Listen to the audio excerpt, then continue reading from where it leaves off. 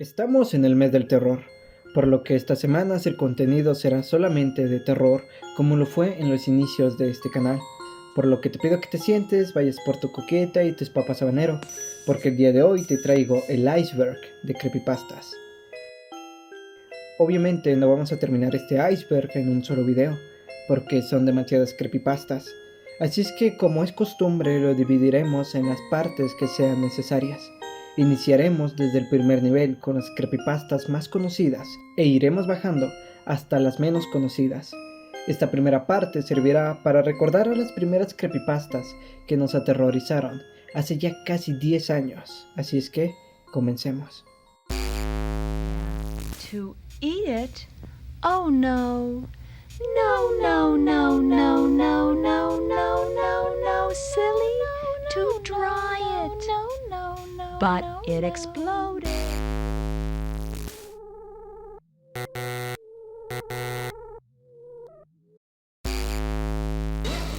La historia de Smile.dog narra una situación típica de terror. Un escritor novato visita la casa de una mujer que asegura tener una historia inquietante para compartir. Sin embargo, la señora se encierra en su habitación entre lágrimas y lamentos, atribuyendo sus pesadillas y visiones a un disquete que posee. Este disquete contiene la famosa imagen Smile.jpg, que es el infame Smile.dog. Se han reportado otros incidentes similares. Se afirma que la simple visión de esta imagen puede desencadenar trastornos mentales graves. Aunque existen algunas imitaciones en internet, no hay una réplica exacta de la imagen auténtica. La verdadera imagen se distingue por su efecto en quienes la observan: la muerte. La única forma de librarse de Smile.dog es compartiéndolo, es decir, enviándolo adjunto a un correo electrónico.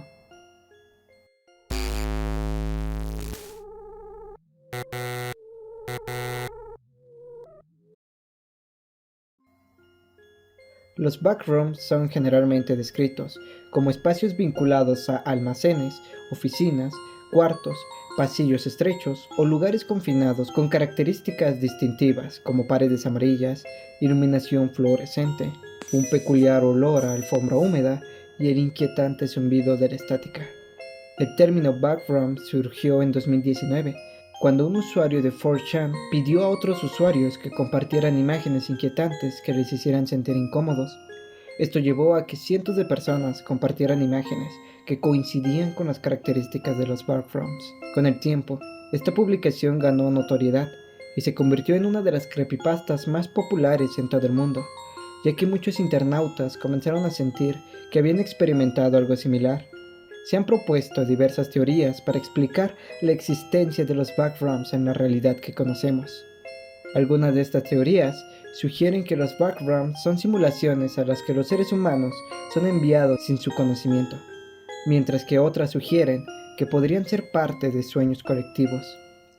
Aunque nadie está seguro de cómo uno puede llegar a estos espacios, algunas personas afirman que los backrooms se dividen en varios niveles, siendo el primero el menos peligroso y el último prácticamente imposible de escapar. Aquellos que afirman haber estado en los niveles más profundos de los backrooms cuentan encuentros con criaturas misteriosas de las que es necesario huir, lo que agrega un elemento aún más aterrador a la idea de ingresar a estos lugares, claro.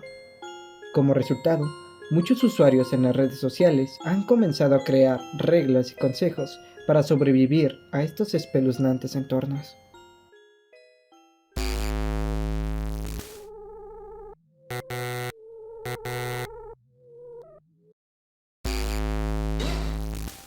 El largo camino a la casa parecía seguir y seguir. La carretera se extendía delante del vehículo. Los rayos de luz que atravesaban las copas de los árboles daban en la ventanilla, lastimando sus ojos. El entorno estaba lleno de profundos árboles verdes que formaban un bosque alrededor de la carretera. El único sonido era el ronroneo del motor de los coches. Era un día tranquilo, aunque el viaje parecía agradable, estaba muy lejos de serlo. La conductora, una mujer de mediana edad, vestía una camiseta de cuello V y un par de pantalones vaqueros. Adornaba sus orejas con pendientes de diamantes que soltaban destellos de vez en cuando. Tenía los ojos de un tono verde oscuro, cuyo color resaltaba gracias a su camiseta y a la iluminación. Ella sería como cualquier madre de mediana edad, de no ser por sus profundas ojeras color berenjena. La expresión de Connie Rogers era sombría y triste, a pesar de que sus líneas de expresión sugerían que sonreía a menudo. De vez en cuando, miraba hacia atrás en el espejo retrovisor, para poder ver a su hijo en el asiento trasero, que estaba encorvado parcialmente. Tenía sus brazos apretados alrededor de su pecho, y su cabeza presionaba contra la ventana fría. El muchacho carecía de apariencia normal. Cualquiera podría ver que algo andaba mal con él. Su cabello castaño desordenado estaba en todas las direcciones, y su piel pálida resaltaba por la iluminación. Tenía ojos oscuros, a diferencia de su madre.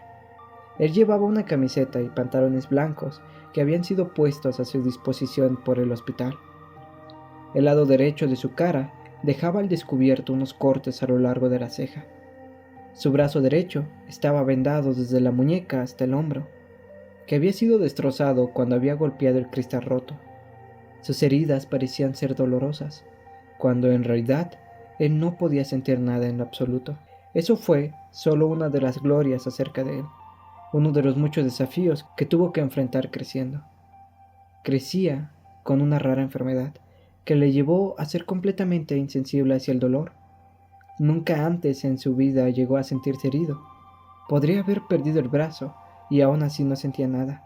Fue gracias a este trastorno que le pusieron muchos apodos insultantes en el poco tiempo que asistió a la escuela primaria, antes de ser trasladado a la educación en el hogar. Era el síndrome de Tourette, lo que le causaba tics de una manera que no podía controlar. Él movía su cuello y temblaba incontrolablemente de vez en cuando. Los niños se burlaban de él y le llamaban Tixi Toby, riendo a carcajadas. Él se puso tan mal que decidieron educarlo en su hogar, ya que era muy difícil para él estar en un ambiente de aprendizaje común con niños normales. Toby se quedó mirando por la ventana. Su rostro estaba vacío de toda emoción, y cada pocos minutos sus hombros, el brazo o el pie le temblaban. Cada golpe que el coche daba le revolvía el estómago. El nombre de este muchacho era Tobias Erin Rogers, y la última vez que Toby recordó que montaba un coche fue cuando se estrelló. Eso es todo en lo que él pensaba. Inconscientemente reproducía todo lo que le había acordado antes de desmayarse, una y otra vez. Toby había sido el afortunado, mientras su hermana no había tenido tanta suerte. Cuando llegó el pensamiento de su hermana mayor, no pudo evitar que una lágrima salieran de sus ojos. Los horribles recuerdos se reproducían en su mente. Su hermana gritando cuando se hizo una cortada, la parte delantera del coche rompiéndose. Todo se quedó en blanco por un momento. Después, Toby abrió los ojos para ver el cuerpo de su hermana, con la frente perforada con fragmentos de vidrio, las caderas y las piernas rotas, las cuales estaban aplastadas bajo el volante, su torso empujado por la bolsa de aire. Esto era lo último que había visto de su querida hermana mayor.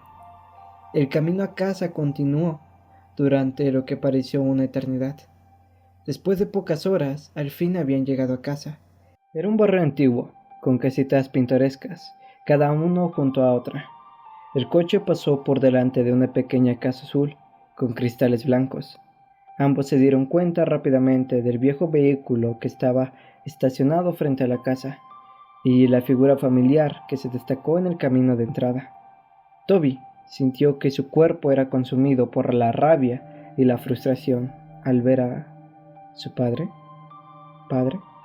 Él nunca fue su padre, él solo fue su progenitor, y si alguna vez fue su padre, nunca estuvo ahí con él, apoyándolo.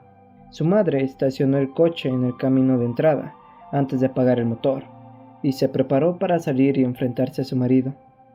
¿Por qué está aquí?, dijo Toby con voz baja, mientras miraba a su padre que abría la puerta del coche. Él es tu padre, Toby. Él está aquí porque quiere verte. Su madre respondió con una voz monótona, tratando de parecer menos inestable. Sin embargo, él no pudo haber conducido hasta el hospital a ver a Elira antes de morir, dijo Toby, mientras entrecerraba los ojos por la ventana. Estaba borracho, no podía conducir, Sí. y no se acordó de su hija después. Toby abrió la puerta antes que su madre y se tambaleó al salir a la calzada, donde se encontró con la mirada de su padre. Antes de mirar a sus pies con una severa expresión, su madre salió detrás de él. Luego la miró a los ojos antes de caminar alrededor del coche.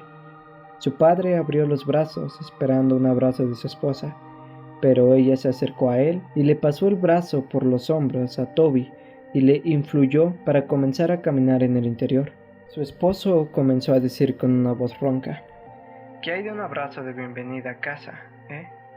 La mujer hizo caso omiso a las desagradables palabras de su marido y caminando pasó con su hijo bajo el brazo. ¡Hey! Él tiene 16 años, puede caminar por sí mismo. Dijo su padre y empezó a seguirlos. Tiene 17 años. Connie fulminó con la mirada antes de abrir la puerta de la casa y entrar. Toby, ¿por qué no te vas a tu habitación para que descanses bien? Voy a buscarte cuando la cena esté lista. No, tengo 16 años, puedo caminar por mí mismo, dijo Toby con sarcasmo. Le devolvió a su padre la mirada y se fue a su habitación, donde cerró la puerta violentamente. En su pequeña habitación no había mucho, solo una pequeña cama, un armario, una ventana y sus muros, que estaban adornados con fotos enmarcadas de su familia. Bueno, en la época en que era una familia, antes de que su padre se convirtiera en un alcohólico y actuara con violencia hacia el resto de su familia. Toby recordó cuando su padre estaba discutiendo con su madre. La agarró por el pelo y la tiró al suelo. Cuando Lyra trató de levantar a su madre, el borracho la empujó y ella se golpeó la espalda en la esquina de la cocina. Toby no podía perdonarlo por lo que le hizo a su madre y hermana. A Toby nunca le importó lo mucho que su padre lo golpeara. Después de todo, él no podía sentir. Lo que le molestó y lastimó fue cómo él intencionalmente dañó a las únicas dos personas que le importaban. Además, cuando estaba en el hospital, donde su hermana respiró por última vez, la única persona que no tenía prisa ni dolor era su padre. Toby estaba junto a la ventana y miró hacia la calle. Podría haber jurado que vio algo en el rabillo del ojo, pero rápidamente le echó la culpa a la medicación que le habían puesto. Un momento después, cuando la cena estaba lista, su madre lo llamó. Toby bajó las escaleras rápidamente y se sentó vacilante en la mesa frente a su padre, y en medio de su madre y una silla vacía. De algún modo estaba tranquilo, ya que sus padres podían comer bien, pero él no quiso comer. En lugar de eso, solo vio a su padre con una mirada vacía. Miró a su madre un poco y vio hacia abajo a su alimento no consumido, el cual nunca tocó. Toby se fue a su habitación con desaliento. Se sentó en la cama, tiró unas mantas sobre su cabeza y se quedó mirando hacia la ventana. Estaba muy cansado, pero no había modo que él se quedara dormido. No porque no quisiera, solo que no podía. No había mucho en qué pensar. Él se había estado debatiendo consigo mismo, seguir a su madre y perdonar a su padre, o seguir guardándole rencor. Se alteró al oír la puerta abriéndose, luego se calmó al ver a su madre. Esta caminó hacia la habitación y se sentó en la cama junto a él. Ella se acercó y con una calurosa mirada le acarició la espalda. Sé que es difícil, Toby, lo entiendo, pero te prometo que todo va a mejorar. Confía en mí, dijo en voz baja. ¿Cuándo va a irse? Dijo Toby con un tono un tanto inocente en su voz temblorosa. No estoy segura aún de cuánto tiempo se quedará, cariño, respondió ella con un tono amable. Toby no respondió. Él solo siguió mirando hacia adelante en la pared, sosteniendo su brazo dañado cerca de su pecho. Después de varios minutos de silencio, su madre suspiró, antes de que ella se inclinara para besarle la mejilla, y se puso de pie para salir de la habitación. Las horas pasaron lentamente. Toby no podía dejar de dar vueltas en su cama. Cada vez que él dejaba que su imaginación asumiera el control, podía oír el chirrido de los neumáticos y los gritos de su hermana. Al recordarlo, apartó unas mantas, sacó una almohada, se la puso sobre la cara y lloró en ella. Podía sentir cómo su pecho subía y bajaba, mientras dejaba escapar cada temblorosa respiración mientras lloraba. Podía oír su llanto lastimero. Él habría estado gritando y llorando si no hubiera presionado su almohada sobre su cara. Después de unos segundos, se sacó la almohada y se sentó encorvado. Respiraba dificultosamente, con lágrimas en sus ojos. No podía dejar de llorar, aunque trató de evitarlo, pero aún así no podía dejar de quejarse y gemir mientras estaba allí sentado temblando. Aspiró un poco, se puso de pie y caminó alrededor de su cama hasta la ventana y miró hacia afuera, tratando de respirar profundamente, tratando de calmarse. Se frotó los ojos y miró hacia el grupo de altos árboles de pino en la calle. De repente se detuvo. Su mirada se centró en algo que estaba de pie bajo la luz de la calle. No podía apartar la mirada de esa cosa, que se situó al lado de la luz de la calle. Entonces notó que eso tenía largos brazos y que lo miraba con ojos inexistentes. Eso no tenía rasgos, no tenía ojos, ni boca, ni nariz. Sin embargo, mantenía la mirada hipnotizada en Toby. El zumbido en sus oídos se hizo más fuerte y más fuerte cada segundo que pasaba. De repente, todo se volvió negro. A la mañana siguiente, Toby se despertó en su cama. Se sentía diferente. No estaba cansado en absoluto, y cuando conscientemente se despertó, se sintió como si hubiera estado ahí tendido, despierto durante horas. Ningún pensamiento le fluía a través de su mente. Se incorporó lentamente y se tambaleó hacia la pared, pero apenas se levantó. Se sintió mareado automáticamente. Se tambaleó hacia la puerta y bajó las escaleras. Sus padres estaban sentados en la mesa. Su padre estaba viendo las noticias en el pequeño televisor que estaba en la sala, y su madre estaba leyendo el periódico. Ella rápidamente miró cuando sintió la presencia de Toby detrás de ella. Buenos días, dormilón. Has estado durmiendo mucho, dijo, y lo saludó con una sonrisa. Toby lentamente miró el reloj y se dio cuenta de que eran las 12:40 p.m. Quería desayunar, pero hacía frío. Me iba a despertar, pero sentí que necesitaba dormir, dijo, y la expresión de la mujer pasó de feliz a preocupada, porque su hijo no se resistió a responder a ella. ¿Estás bien? Toby bruscamente tropezó y se sentó junto a su padre. Sentía como si estuviera en reposo, y no tenía control sobre sus acciones. Veía todo lo que hizo, pero no parecía registrar todo en su cerebro correctamente. Extendió la mano y sin querer tocó a su padre, pero terminó siendo abofeteado. Su padre se volvió hacia él bruscamente y empujó la silla con el pie. «No me toques, muchacho», gritó el hombre. Su madre se puso de pie enojada. «Para. Esta es la última cosa que necesitamos», gritó con una mirada de desprecio a su esposo. Pasaron los días y las cosas continuaron mal. Connie pasó la mayor parte de su tiempo limpiando la casa y su desagradable marido pasó la mayor parte del tiempo desordenando a su alrededor. Era lo que solía hacer antes del accidente. Toby nunca salió de su habitación. Se sentaba junto a su cama y temblaba.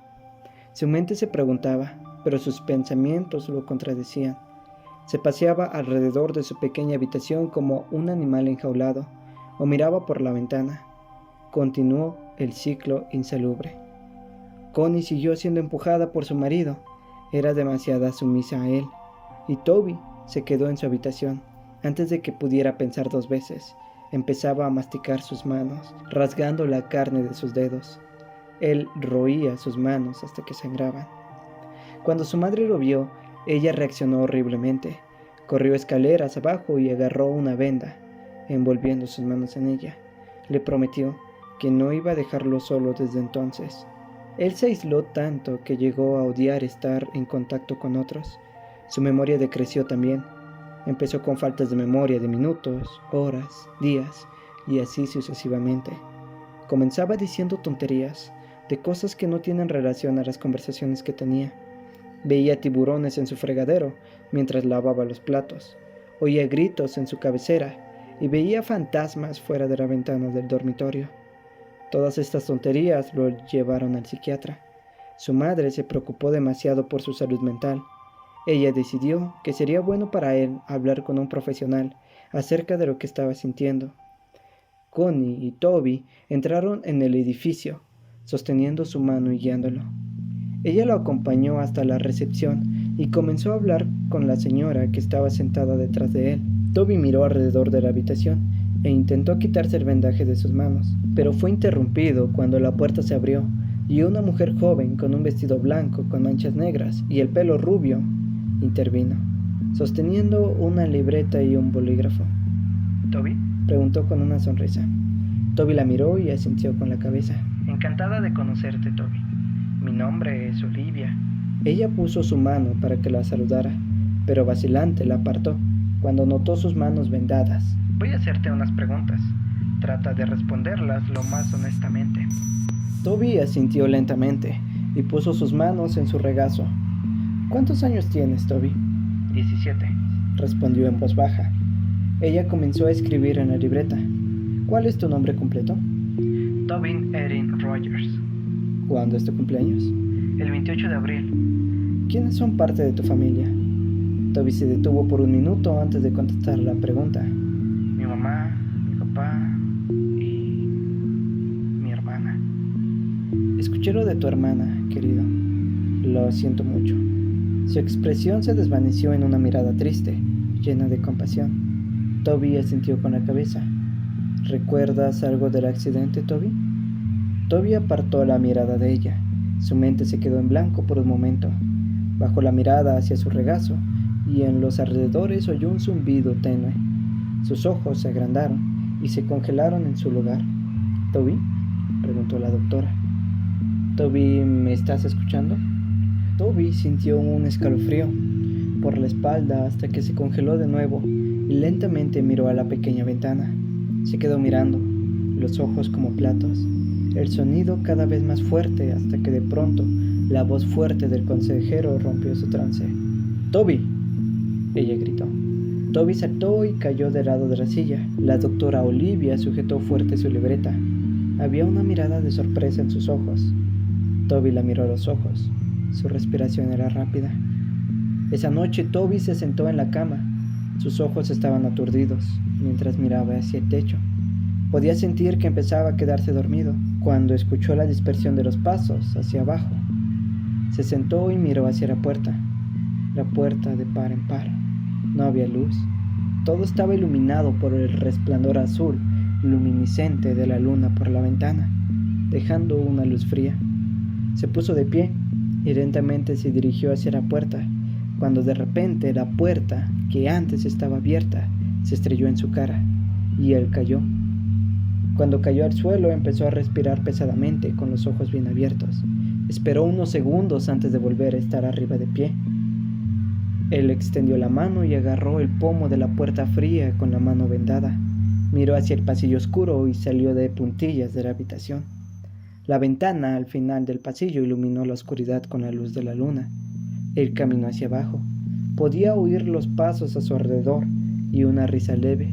Sonaba como que un niño había quedado delante de él, riendo y corriendo.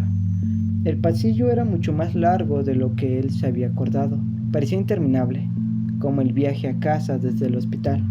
Oyó un crujido de la puerta delante de él. ¡Mamá!, gritó con voz temblorosa. De repente la puerta se cerró de golpe a sus espaldas. Detrás de él se escuchó un largo y espeluznante gemido. Se dio la vuelta tan rápido como pudo, quedando cara a cara con nada más que su hermana muerta. Los ojos de Elira eran un blanco opaco y su piel tenía la palidez característica de la muerte. El lado derecho de su mandíbula colgaba, sostenido por un frágil hilo de tejido y músculo. Un cristal sobresalía de su frente y espesa sangre goteaba por su cara. Su pelo rubio estaba amarrado en una cola de caballo como siempre. Vestía una camiseta gris y pantalones cortos de atleta sucios y manchados de sangre. Sus piernas se doblaban en formas en las que no deberían estar. Se veía como cuando había sucedido el accidente. La chica se puso de pie, a solo unos centímetros de la cara de Toby, que gritó y cayó hacia atrás. Se detuvo por un segundo. Reinaba un tenso silencio, solo roto por su llanto.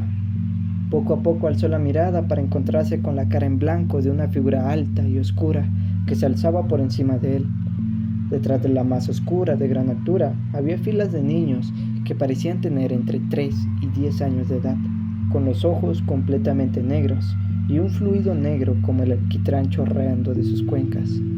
Toby soltó un alarido y se puso de pie lo más rápido que pudo, volviendo a caer. Trató de gritar, pero no podía hacer un sonido. Entonces todo se volvió negro. Toby se despertó con un sobresalto. Se incorporó hiperventilando. Él jadeó y se sostuvo el pecho con las manos vendadas. Había sido solo un sueño. Se levantó de su cama. Sentía un peso enorme. Se puso de pie y caminó hacia la ventana. No vio nada. No había nadie por ahí. No hay fantasmas, no hay niños, nada. Oyó el susurro y la tos de su padre por la puerta. Su puerta estaba cerrada. Se acercó y la abrió, mirando hacia el pasillo una vez más. Caminó por este hasta la cocina, donde encontró a su padre de pie y mucho humo en su sala de estar. Toby esperó un segundo y lo observó desde la esquina, antes de que una sensación de ardor empezara en lo profundo de su pecho. La ira se hizo cargo de él. Oyó las pequeñas voces imaginarias en la cabeza. Hazlo, hazlo, hazlo, gritaban. Se volvió y extendió los brazos. De hecho, tuvo pensamientos completos, por solo breves momentos, pero fueron nublados por el canto de las pequeñas voces en su cabeza. Mátalo, él no estaba allí, él no estaba allí, mátalo, mátalo. Toby tembló. No iba a hacerlo. ¿Se estaba volviendo loco? No, él no iba a matar a nadie. No puede. Odiaba a su padre, pero no había manera de que lo matara. Eso fue todo. El último pensamiento que tenía antes de caer en un estado de inactividad. Una vez más. La influencia de las voces en su cabeza era demasiada. Comenzó a caminar en silencio detrás de su padre. Se acercó al mostrador hacia el soporte de las cuchillas en la cocina y sacó el cuchillo más grande que había. Lo agarró lo más fuerte que pudo. Sintió una sensación de hacerse cargo de su pecho. Dejó escapar una risita. Su padre se dio la vuelta bruscamente antes de sentir una fuerza bruta empujarlo al suelo. Él gruñó. ¿Cómo? Miró al chico que estaba a su lado agarrando el cuchillo de cocina en la mano. Toby, ¿qué estás haciendo? Fue a buscar un cuchillo y lo puso delante de él en forma de defensa propia. Pero Toby estaba encima de él. Lo agarró del cuello, pero su padre se le acercó y le cerró la mano agarrándole la muñeca. ¡Alto! ¡Suéltame, pequeño bastardo!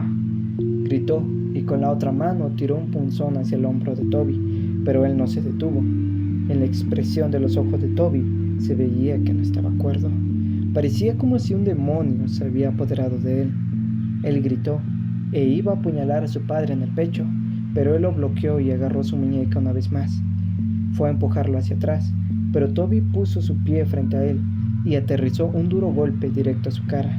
Su padre retrocedió, pero Toby regresó y clavó el cuchillo directamente en su hombro.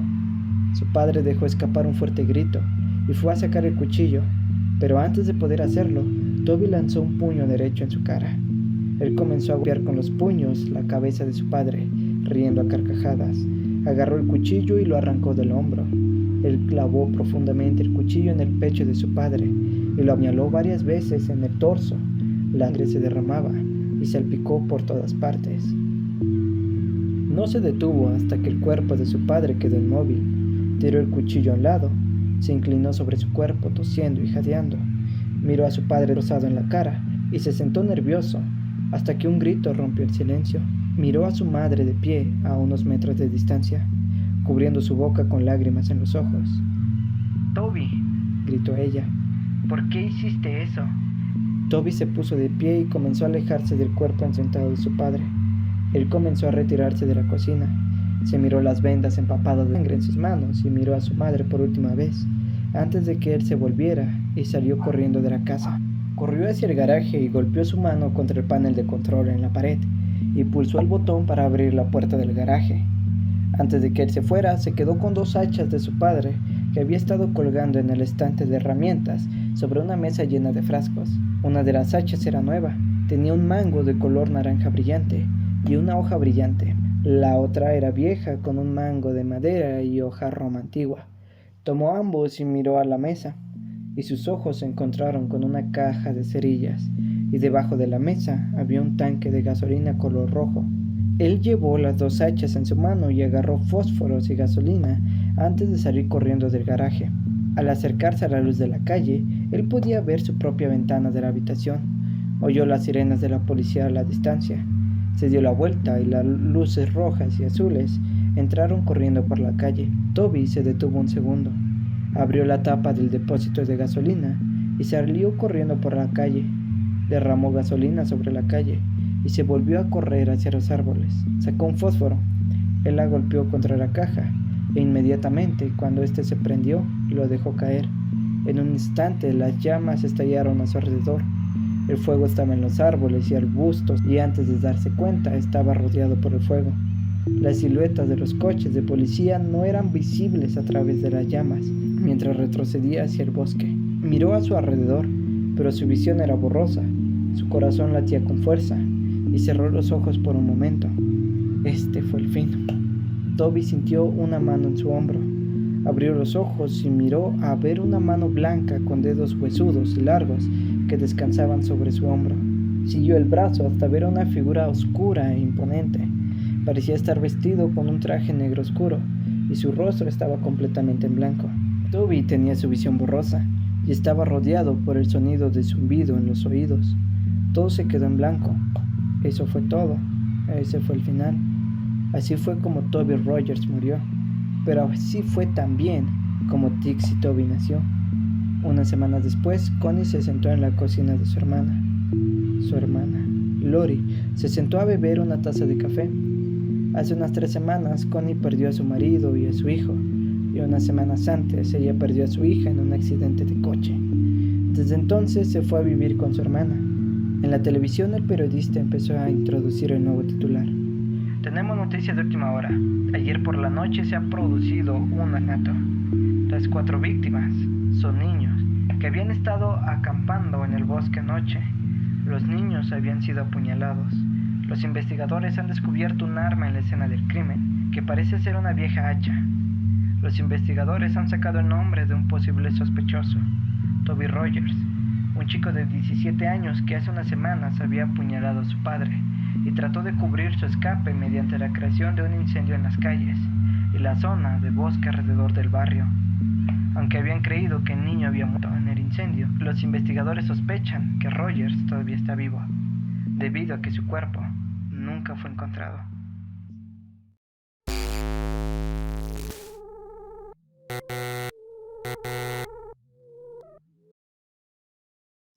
Vale, necesito su ayuda con algo. Esto no es un copia y pega, es una lectura larga, pero siento como si mi seguridad y mi bienestar estuviesen dependiendo de esto. Tiene que ver con un videojuego, más concretamente, Majora's Mask, y es la cosa más aterradora que me ha sucedido en toda mi vida. Habiendo dicho esto, hace poco me mudé a un piso como estudiante de 2º año de universidad, y un amigo mío me regaló su antigua Nintendo 64 para jugar. Eso me animó bastante, por así decirlo.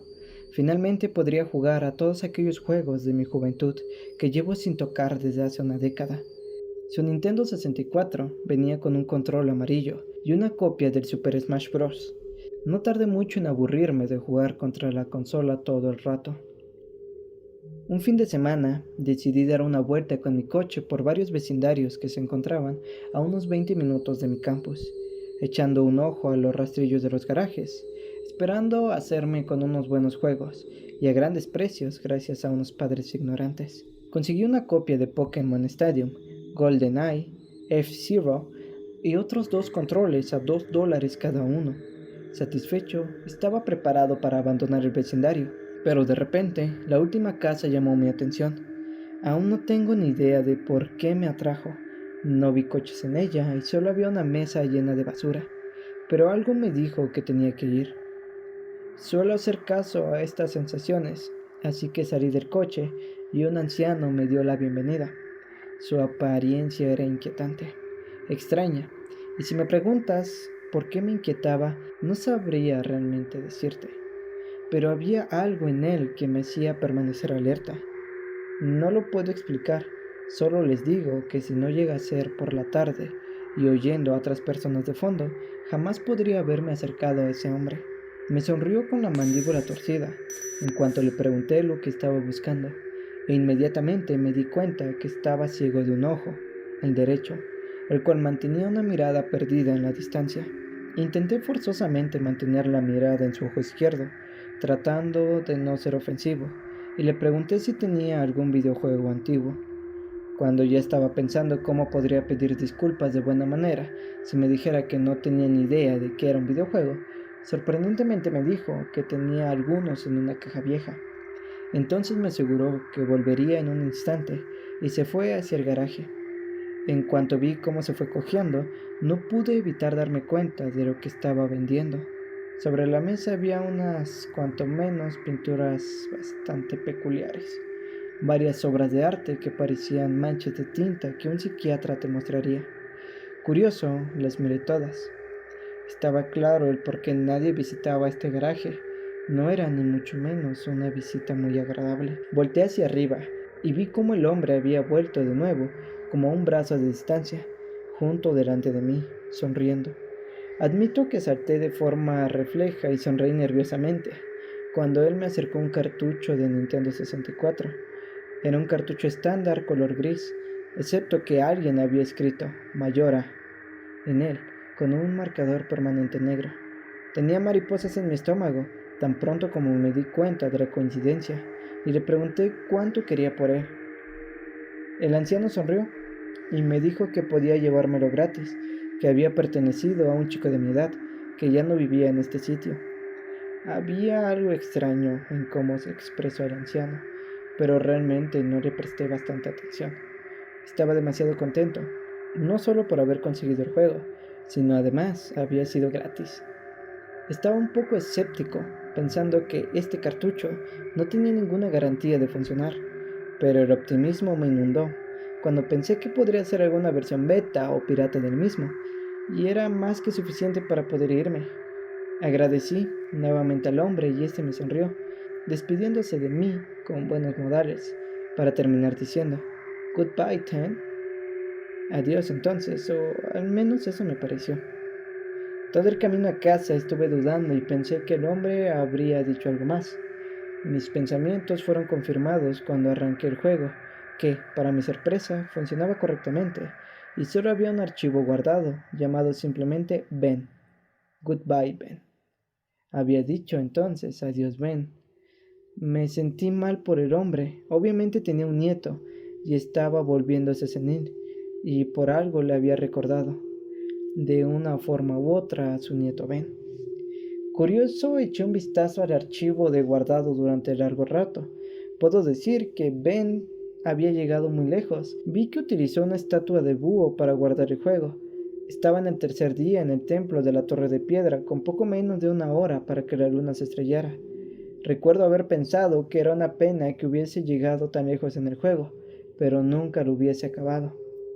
Creé un nuevo archivo llamado Link, como era tradición, y empecé el juego preparado para revivir mi infancia. Para un cartucho con tan mala pinta, estaba impresionado de lo fluido que funcionaba. Literalmente parecía una copia legal del mismo, salvo por algunos problemillas aquí y allá, como algunas texturas que no deberían estar, algunos flashes aleatorios en intervalos cortos. La verdad es que no estaba nada mal. Aún así, la única cosa que era un poco enervante era que algunas veces los NPC me llamaban Link y otras veces me llamaban Ben. Supuse que era un bug. Aquel bug estuvo molestándome un buen rato, hasta que cuando me pasé el templo del pantano, fui a las partidas guardadas y borré el archivo Ben. Intentaba preservar este archivo por respeto al dueño original del juego. No es que necesitara 2 partidas, esperando a que esto resolviera el problema. Lo hizo y a la vez no. Ahora los NPC no me llamaban nada. Donde debía estar mi nombre había un espacio en blanco. El archivo seguía llamándose Link aún así. Frustrado y con deberes por hacer, dejé el juego por un día. Volví a jugar al juego una noche después, consiguiendo la lente de la verdad y completando el templo del pico nevado. En ese momento algunos de ustedes, jugadores más hardcore de Mayora Mask, conocen el glitch del cuarto día.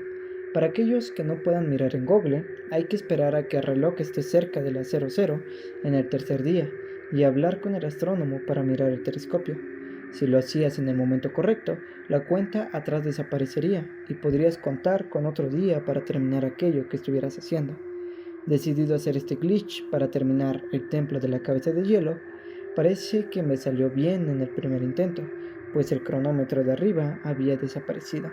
Sin embargo, cuando pulsé B para dejar el telescopio, en vez de recibir las gracias del astrónomo, me encontré en la zona donde debía luchar contra Mayora al final del juego, mirando fijamente al Skull Kid que flotaba en el aire.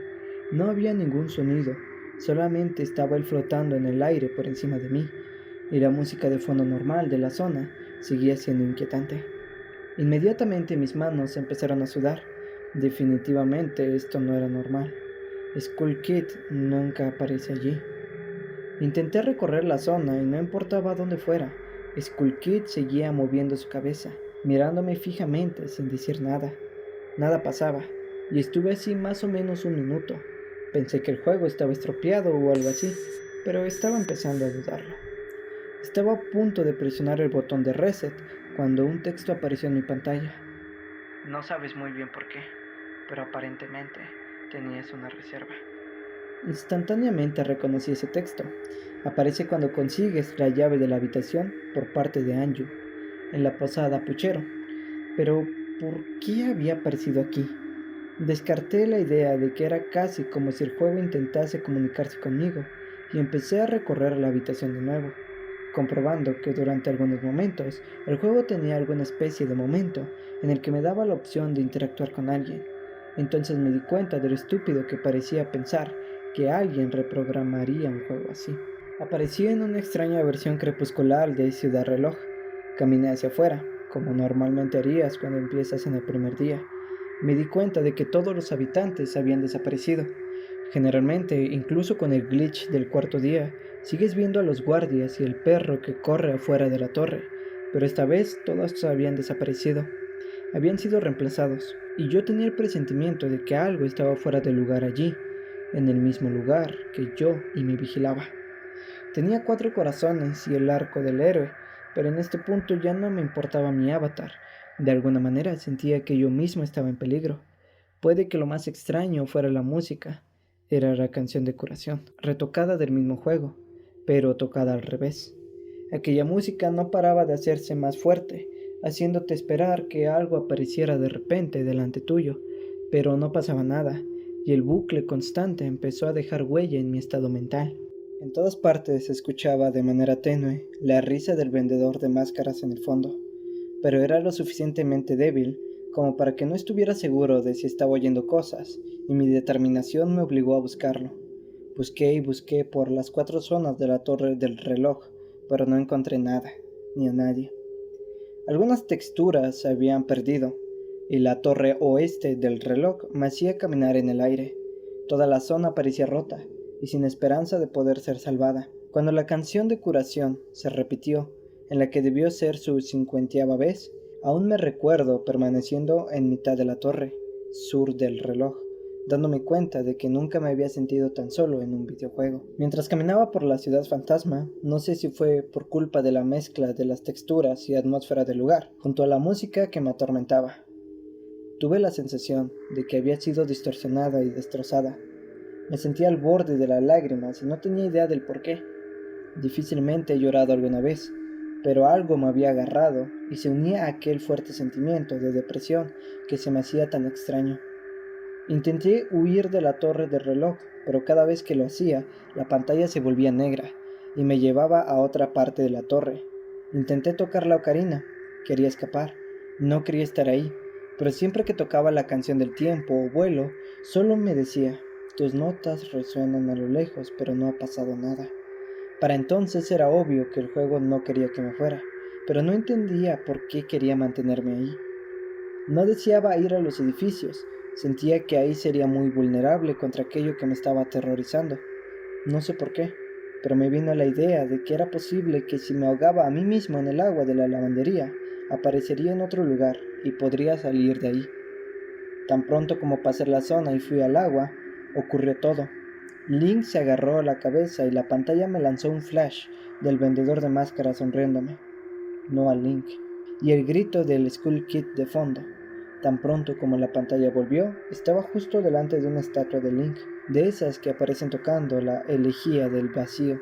Grité tan pronto como esa cosa apareció detrás de mí, con esa horrible expresión en la cara. Me di la vuelta y corrí hacia la torre sur del reloj, pero para mi horror, la maldita estatua estaba persiguiéndome de una manera solo comparable con los ángeles del llanto del Doctor Who. Siempre en intervalos aleatorios aparecía una animación que invocaba a la estatua detrás de mí. Es como si estuviera persiguiéndome, o no quería decirlo, atormentándome. En ese momento yo estaba al borde de la histeria, de alguna manera estaba envuelto en esto. El terror era tan real. Intenté mover la estatua, pero literalmente aparecía justo detrás de mí en cada momento. Link empezó a hacer animaciones extrañas que nunca le había visto hacer.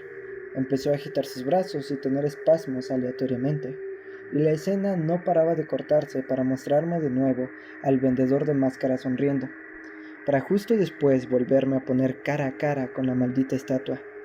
Fijamente corrí al dojo de los maestros de espada. No sé por qué, pero en el pánico que sentía quería tener alguna certeza de que no me encontraba solo. No encontré a nadie, pero justo cuando iba a regresar para abandonar la zona, la estatua me arrinconó en el cuchitril de atrás. Intenté atacarle con la espada, pero no había ninguna reacción. Confundido y arrinconado, me quedé mirando a la estatua esperando que ésta me matara. De repente, la pantalla volvió a lanzarme un flash con el vendedor de máscaras y Link, ambos mirando fijamente mi pantalla, permaneciendo de manera vertical, como un reflejo de la estatua mirándome junto a su copia. Literalmente estaba mirándome a mí. Todo lo que había dejado atrás del cuarto muro estaba totalmente destrozado cuando salí del dojo asustado. Y nuevamente, el juego me transportó a un túnel subterráneo y la canción de curación revertida paró como si me dieran un tiempo de descanso antes de que la estatua apareciera otra vez detrás de mí, esta vez mucho más agresiva. Solo podía dar un par de pasos antes de que volviera a aparecer detrás de mí. Rápidamente salí del túnel y aparecí en la torre, más al sur del reloj. Corriendo, sin fijarme a dónde, en un estado de puro pánico, sonó un grito en el fondo, y la pantalla se volvió oscura, y el texto, amanecer de un nuevo día, inundó mi pantalla. La pantalla volvió a cambiar a negro, y tras esto, yo me encontraba en la parte más alta de la torre del reloj, con el Skull Kid sobrevolándome nuevamente en silencio. Miré hacia arriba, la luna había vuelto, y estaba justo unos metros encima de mi cabeza. Pero el Skull Kid no paraba de mirarme, atormentándome con su maldita máscara. Una nueva canción empezó a sonar, la canción del templo de piedra tocada en reverso. En un desesperado intento de hacer algo al respecto, equipé mi arco, disparé al Skull Kid y conseguí darle. Pude comprobar que hacía una animación en la que su cuerpo volvía hacia atrás. Le disparé otra vez, y en la tercera flecha, un texto apareció diciendo: «Esto no te va a hacer ningún bien». Me levantaron del suelo, levitando de espaldas, y Link empezó a gritar mientras empezó a arder en llamas que instantáneamente acabaron con su vida. Di un salto cuando esto pasó. Nunca había visto este movimiento ser utilizado por nadie en el juego, y el mismo Skull Kid no tiene ningún movimiento. Cuando la escena de muerte apareció, mi cuerpo muerto seguía en llamas y el Skull Kid se rió mientras la pantalla se descoloría a negro otra vez, solo para reaparecer en el mismo sitio. Decidí cargar contra él, pero volvió a pasar. El cuerpo de Link fue elevado por alguna fuerza misteriosa e inmediatamente fue rodeado en llamas. Ahora estoy de vuelta, escribiendo el resto de mis pensamientos y grabando lo que pasó. Lo siento si tengo algunos errores gramaticales. No he dormido nada. Estoy aterrorizado con este juego, más ahora que he escrito por segunda vez esto entero. Pero siento que hay algo más de lo que el ojo no ve, y algo me está llamando para investigar más a fondo. Creo que Ben tiene algo que ver en esta ecuación, pero no sé cómo, y si pudiera reencontrarme con el anciano, entonces podría conseguir algunas respuestas. Necesito otro día para recuperarme antes de enfrentarme a este juego de nuevo. Ya se ha llevado por delante parte de mi cordura, pero la próxima vez que haga algo, grabaré mi trabajo todo el rato.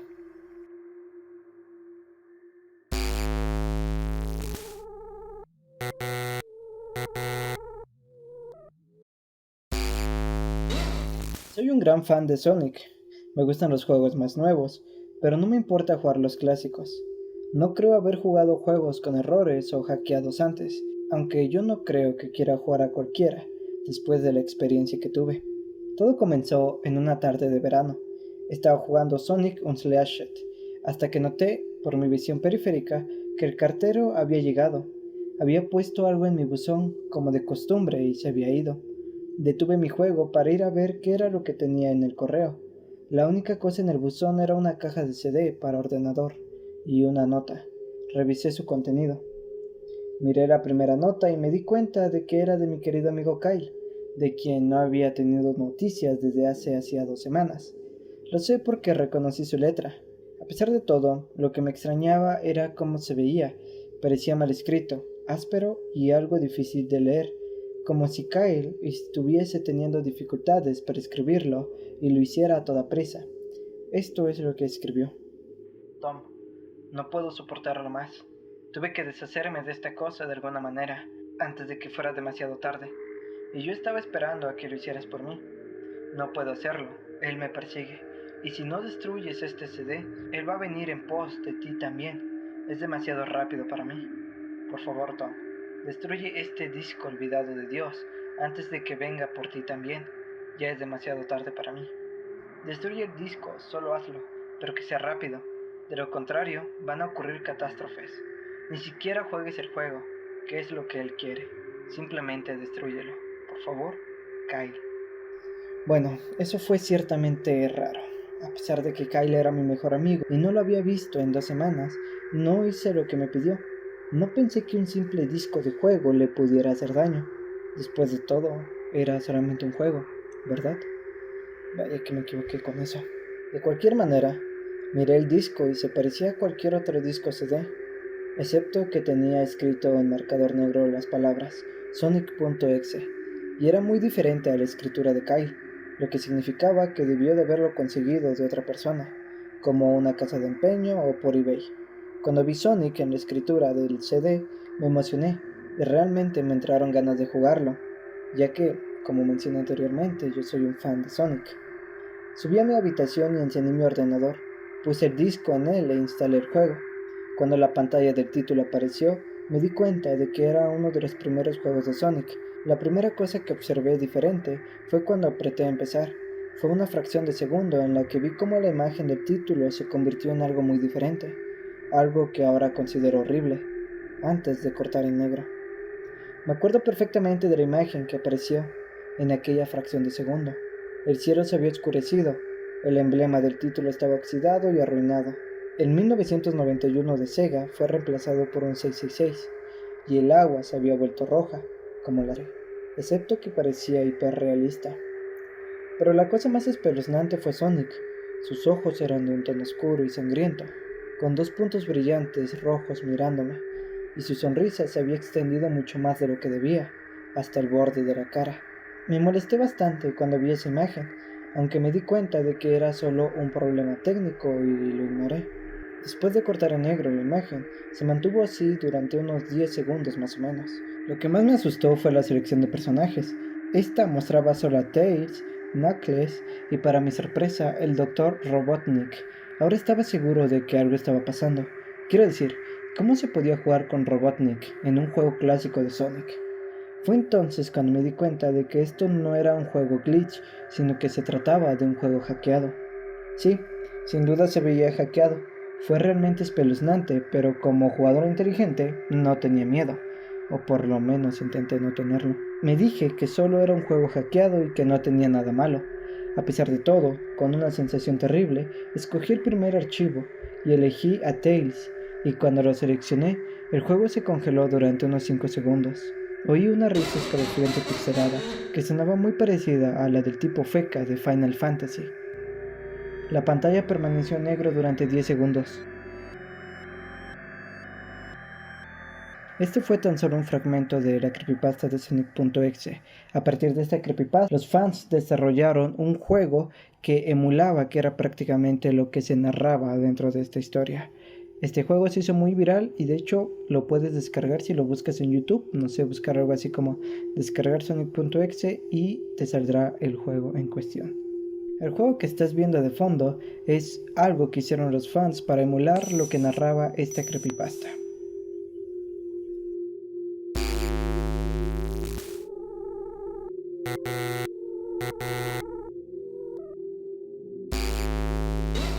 Tails Doll es uno de los personajes ocultos del Sonic R de 1997, que se obtiene en la pista Radical City, encontrando los 5 tokens y acabando la carrera entre los 3 primeros. Este personaje nace de la mano del Dr. Robotnik, padre de Metal Sonic y del Metal Knuckles, entre otras creaciones, quien a la hora de replicar en forma de robot a Tails optó por utilizar algodón, trapo e hilo. Tal vez su mirada perdida en el horizonte, sus visibles costuras o su aspecto inquietante hayan sido las razones para que se escribieran y contaran infinidad de historias trágicas en las que Tails Doll es protagonista de misteriosos asesinatos, suicidios y muertes rodeadas de extrañas circunstancias. Muchos de estos relatos aseguran que este muñeco diabólico es el mensajero de la muerte, que antes de robar el alma y la vida de su víctima, le mostrará la luz roja de su antena. El mito nació hace unos años en Los Ángeles, California. La leyenda nos cuenta que una madre llamó varias veces a su hijo para cenar, pero que éste no había bajado. Cuando subió a su habitación, al ver que no contestaba, se lo encontró con los labios azules, las pupilas dilatadas y espuma en la boca. Tenía la mirada perdida. En la declaración que firmó la madre ante la policía, aseguró que su hijo solía pasar demasiado tiempo jugando a la videoconsola y que últimamente andaba obsesionado con desbloquear a un nuevo personaje o algo así. Según la autopsia, se descubrió finalmente que el niño murió asfixiado por culpa de un ataque epiléptico, lo cual era raro, puesto que no tenía ningún antecedente familiar con esta enfermedad. El día del funeral, la madre decidió regalar las pertenencias de su hijo entre los asistentes. Esto es muy común en Estados Unidos. Y le regaló la Sega Saturn al mejor amigo de su difunto hijo. Este encendió la consola y vio que traía dentro el juego Sonic R, y al empezar a jugar, descubrió que lo último que había hecho su amigo antes de morir era desbloquear a Tails Doll. Esta historia fue publicada en un foro por alguien llamado Iron7HUMB, que aseguraba que él era mejor amigo del difunto. A partir de ahí, el mito de Tails Doll se extendió como pólvora por internet. Hay quien asegura que Sega, por culpa de estas leyendas, ha prohibido el uso de este personaje en futuros títulos, pero esto es mentira, ya que Tails Doll está presente como objetivo en el minijuego Destruye a los muñecos del Sonic Adventures de 1999, y aparece además en una carta del Sonic Rivals. La explicación más sencilla es la siguiente: el equipo de desarrollo del Sonic R fue Traverse Tales, y para la ocasión crearon tanto a Tails Doll como a Metal Knuckles.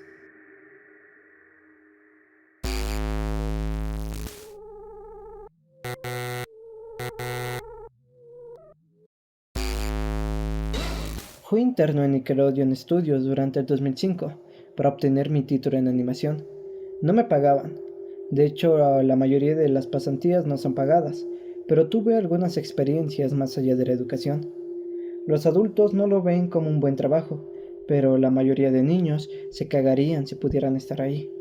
Como trabajaba con editores y animadores, me tocaba ver los capítulos nuevos antes de que salieran al aire. Iré al grano sin dar muchos detalles. Acababan de hacer la película de Bob, y el staff entero estaba falto de creatividad, así que les tomó mucho tiempo iniciar la siguiente temporada, pero en realidad el retraso duró más por razones perturbadoras. Hubo un problema con el primer episodio de la temporada que retrasó por meses a todos y a todo. Otros internos y yo estábamos en el cuarto de edición, junto con los animadores principales y los editores de sonido, listos para hacer el corte final. Recibimos una copia de lo que se suponía era Fear of a Krabby Patty, y nos reunimos alrededor de la pantalla para ver. Ahora, dado que no era el corte final, a veces los animadores ponían un título falso en tono de broma. Un chiste interno, como por ejemplo, cómo no funciona el sexo, cuando Bob y Patricia adoptan una ostra. Nunca fue nada en particular gracioso, pero siempre fueron chistes relacionados con el trabajo, así que cuando vimos como título El suicidio de Calamardo, no pensamos que fuera algo más que una broma mórbida. Uno de los internos incluso emitió una risa seca. Comienza con la música alegre de siempre, Inicia con Calamardo practicando con el clarinete, errando algunas notas como siempre. Oímos a Bob riéndose afuera. Calamardo se detiene y le grita que se calle, puesto que tiene un concierto esa noche y necesita practicar. Bob dice que sí, y se va a ver a Arenita junto con Patricio. La splash screen de burbujas aparece, y entonces vemos el final del concierto de Calamardo.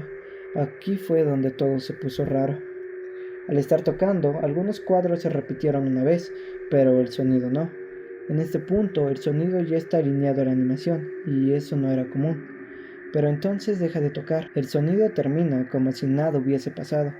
Hay murmullos en la multitud antes de que comiencen a abuchearlo. No eran abucheos de caricaturas comunes en el show, se podía escuchar malicia en ellos. Calamardo estaba visible de pie, nervioso y viéndose asustado. La imagen cambia, esta vez hacia el público. Bob Esponja está en el centro y también abuchea, comportándose muy diferente a como lo hace siempre. Lo más raro de todo es que todo mundo tiene ojos hiperrealistas, muy detallados. Claramente, no fotos de ojos reales, pero algo un poco más real que CGI. Las pupilas rojas. Algunos nos miramos entre sí, obviamente confundidos, pero como no éramos los escritores, nunca nos preguntamos cómo le traería eso a los niños. La toma cambia, Calamardo sentado en la orilla de su cama viéndose muy mal. Por su ventana se ve la noche, así que es poco después del concierto. La parte más aterradora es que en este punto no hay sonido. Literalmente, ni siquiera el sonido de los speakers en la habitación, como si estuviesen apagados, aunque estaban trabajando perfectamente. Calamardo solo estaba ahí, sentado y parpadeando en silencio, como por unos 30 segundos. Entonces comenzó a llorar. Sonaba como una pequeña brisa a través de un bosque. Luego se cubrió la cara y lloró en silencio por un minuto, mientras el sonido poco a poco comenzó a intensificarse. La pantalla poco a poco comienza a acercarse a su rostro. Por poco, me refiero a que solo es notable si miras las tomas con 10 segundos de diferencia. Su llanto se vuelve más fuerte, lleno de dolor e ira. La pantalla se deforma, como si se doblara por sí misma segundos antes de volver a la normalidad. El sonido leve, como de viento, se vuelve más intenso y más severo, como si hubiese una tormenta. La parte tétrica es que este sonido y el llanto de Calamardo suena demasiado real, como si el sonido no viniera de los speakers, como si estos fueran agujeros y el sonido viniese de otro lado. Aun si el estudio tiene un buen equipo de sonido, no tiene el equipo necesario para producir sonido de esa calidad. Bajo el sonido del viento y el llanto, algo comenzó a sonar, una especie de risa en intervalos raros, y nunca durando más de un segundo, para que no pudieras oírlo con facilidad. Vimos esto 2 veces, así que perdónenme si las cosas suenan muy específicas, pero he tenido tiempo para razonar sobre ellas. Luego de 30 segundos de esto, la pantalla se puso borrosa, se torció violentamente y algo parpadeó rápidamente sobre la pantalla, como si faltara un cuadro de animación. El editor principal de animación puso pausa y regresó cuadro por cuadro. Vimos algo horrible. Era la foto de un niño de no más de 6 años de edad. Su cara estaba deformada y endentada, un ojo colgando sobre su rostro. Estaba en ropa interior, con el estómago abierto y las uñas yaciendo a su lado. Estaba ahí tirado en una especie de pavimento, probablemente algún camino. La parte más aterradora era que se podía ver la sombra del fotógrafo. No había cinta del crimen, no había evidencias o marcas, y el ángulo estaba completamente erróneo para ser parte de una evidencia de un crimen. Parecía como si el fotógrafo fuese el culpable del niño. Estábamos mortificados, por supuesto. Proseguimos, esperando a que fuera una broma torcida y enferma. La pantalla regresó de nuevo a Calamardo, aún llorando más fuerte que antes, y con la mitad del cuerpo en la toma. Ahora había sangre corriendo por su rostro, saliendo de sus ojos, los cuales estaban dibujados de forma hiperrealista, como si al tocarlos pudieses mancharte de sangre. El viento ahora sonaba como un huracán a través de un bosque, incluso con sonidos de ramas rompiéndose. La risa, un barítono profundo, ahora duraba más y era más frecuente. Tras 20 segundos, la pantalla volvió a deformarse para mostrar una foto de un solo cuadro. El editor dudó en repetirla, pero sabíamos que debía hacerse. Ahora la fotografía era de una niña pequeña, no mayor que el niño de la primera. Estaba tirada sobre su estómago, un charco de sangre a su lado. Su ojo izquierdo también había sido extraído. Sus arañas estaban en su espalda, saliendo de un corte.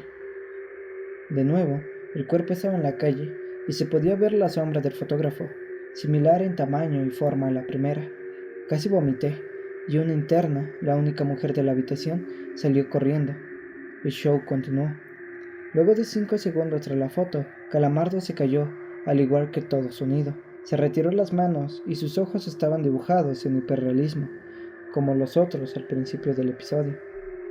Inyectado de sangre y pulsando, solo miraba la pantalla, como si viese al espectador. Luego de 10 segundos comenzó a sollozar, esta vez sin cubrirse los ojos. El sonido era agudo y fuerte, y mezclado con gritos. Lágrimas de sangre escurrían por su rostro como un torrente. El sonido de viento volvió, junto con la risa de voz profunda, y esta vez la fotografía duró por 5 cuadros. El animador pudo detenerla en el cuarto, y retrocedió. La foto era de un niño, de edad similar a los anteriores, pero esta vez era diferente. Las entrañas estaban saliendo del estómago, siendo arrancadas por una gran mano. El animador procedió. Era difícil de creer. Avanzó al siguiente cuadro. La misma cosa. Volvió al primero, reproduciéndolos rápidamente, y entonces yo me quebré.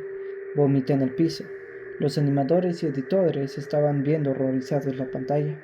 Los 5 cuadros no eran 5 fotos diferentes, eran los cuadros de un video. El editor principal de sonido nos dijo que paráramos, que teníamos que llamar al creador para que lo viera por sí mismo, el señor Hillenburg. El señor Hillenburg arribó 15 minutos después, confundido y sin saber por qué lo habían llamado, así que el editor siguió con el episodio. Una vez que terminaron los cuadros, Calamardo volvió a aparecer, viendo al espectador. La toma enfocada en su rostro por 3 segundos. La toma se abrió y una voz dijo: «Hazlo», mientras Calamardo sostenía una escopeta. Inmediatamente pone el arma en su boca y jala del gatillo, y Calamardo sale despedido hacia atrás con fuerza, y con esto el episodio acaba. El señor Hillenburg está furioso y demanda saber qué demonios está pasando. Muchos dejaron el cuarto en este momento, así que solo unos cuantos de nosotros lo vimos de nuevo. Ver el episodio de nuevo solo nos sirvió para que se grabara en mi mente y me produciera muchas pesadillas. Siento mucho haberme quedado. La única teoría que tenemos es que el archivo fue editado por alguien en la cadena desde el estudio de dibujo. Llamaron al CTO para que analizara qué había pasado. El análisis del archivo muestra que le grabaron material nuevo, y por más que intentamos averiguar qué había ocurrido, no logramos encontrar nada. Hubo una investigación respecto a las fotos, pero no obtuvimos información de ellas. No se identificó a ningún niño, no encontramos pistas de la información o pistas físicas en las fotos. No creía en fenómenos inexplicables antes de esto, pero ahora sé que cuando algo pasa y no puedo probar qué lo ocasionó, lo pienso 2 veces.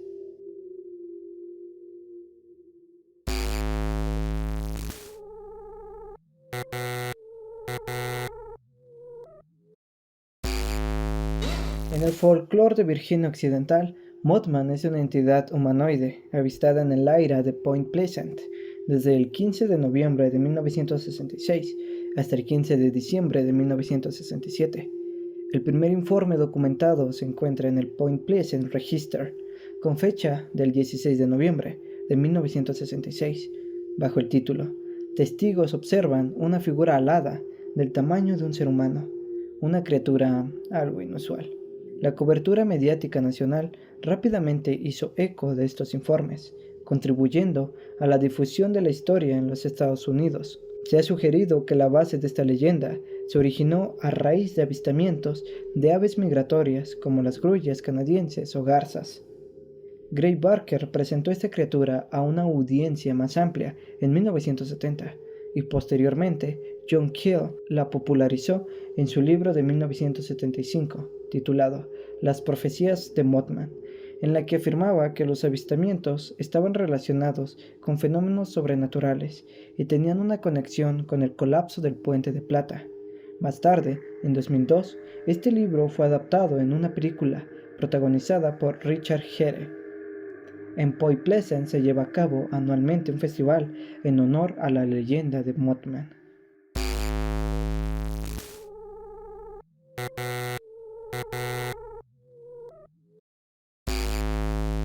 De acuerdo a la mayoría de las fuentes, esta caricatura no tiene nada de especial. Simplemente es un video continuo de Mickey caminando a través de 6 edificios, por unos 2 o 4 minutos antes de oscurecerse y terminar con la animación. A diferencia de las musiquitas alegres de siempre, la canción de esta caricatura no era una canción para nada. Simplemente era como si golpearan un piano por un minuto, antes de que se convirtiera en ruido blanco, por el resto del film. Y este no era alegre, y el viejo Mickey que amábamos tampoco.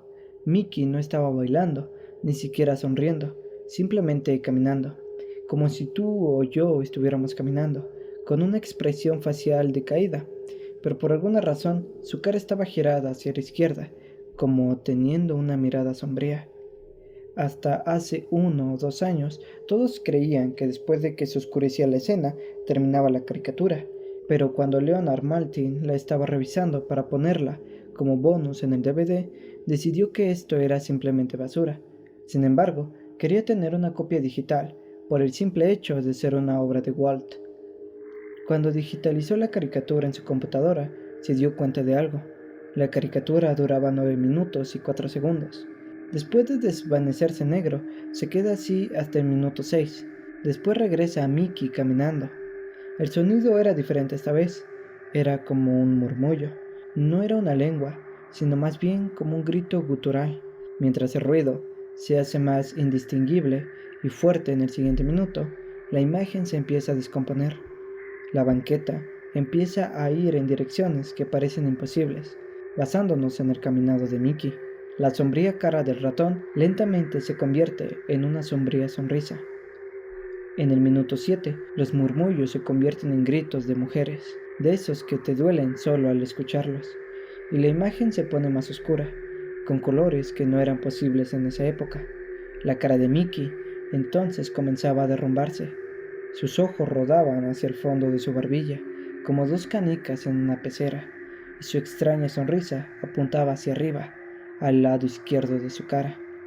Los edificios se convertían en escombros flotando en el aire, y la acera seguía en direcciones imposibles, navegando en direcciones extrañas.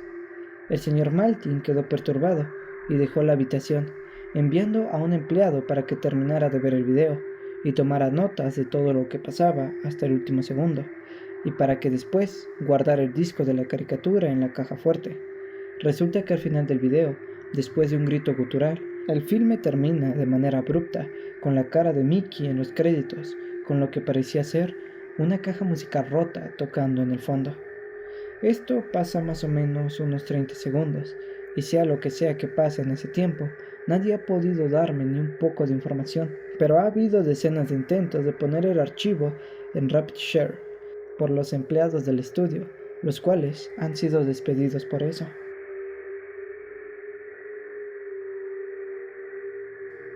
Bueno gente, espero les haya gustado y les haya entretenido este video, que hasta el momento es el video más largo de mi canal, que a pesar de que se contaron muy pocas creepypastas, o al menos así lo veo yo, disfruté mucho haciéndolo. Es un iceberg muy grande. Nos vamos a tardar mucho en terminarlo, si es que lo terminamos, que ese es el propósito.